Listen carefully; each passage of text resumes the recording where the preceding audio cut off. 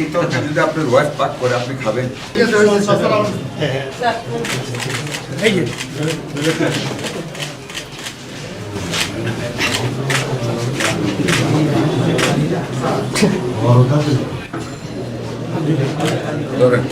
শুনেন কোথায় বাবুর্চি?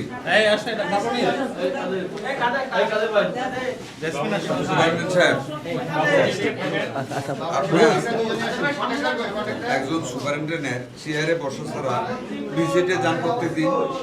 আপনি তো ভিজিট নেন,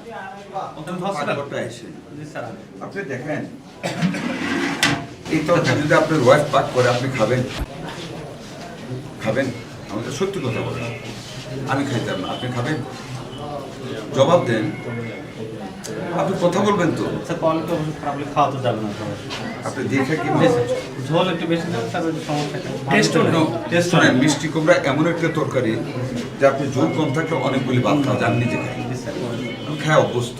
এটা আর একটু ঝোল কমাইলে আপনার ডাইল আছে রুগীর জন্য, আরেকটা তরকারি আছে, তিনটা তরকারি দিয়ে একজন রুগী আদা সের তেলে ভাত খাইতে পারে। এত ভাত খাইতে আপনি মরে যাবেন, এত ভাত আজকাল মানুষ খায় না। এটাকে আরেকটু মশলা দিয়ে আর একটু ঝোল কমায় একটু মাখা মাখা দিয়ে ঠিক হবে, লুদা আর একটু জাল দিতে হবে। এই যে তরকারি দিয়ে ভাত খাওয়া যায়। এই যে মহিলা কই বুঝছেন কথাটা, একটু ঘন করে দেবেন, একটু ঝাল দেবেন, বেশি না, একটু জাল দেবেন। এটা একদম মিষ্টি লাগে, এটা তো খাইতে পারবেন না।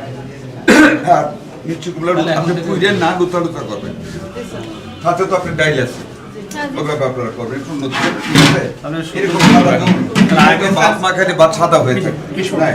আমি তো বলবো স্যার, আগে সুন্দর রাখছিলাম। হ্যাঁ, রোগীদের প্রায়োরিটি আবার স্যার আমাদের ঝোল লাগে। শুকনা বলতে আপনি মধ্যম শুকনো যেটা আমরা খাই, মধ্যম শুকনা করবেন, একটু জাল দিবেন।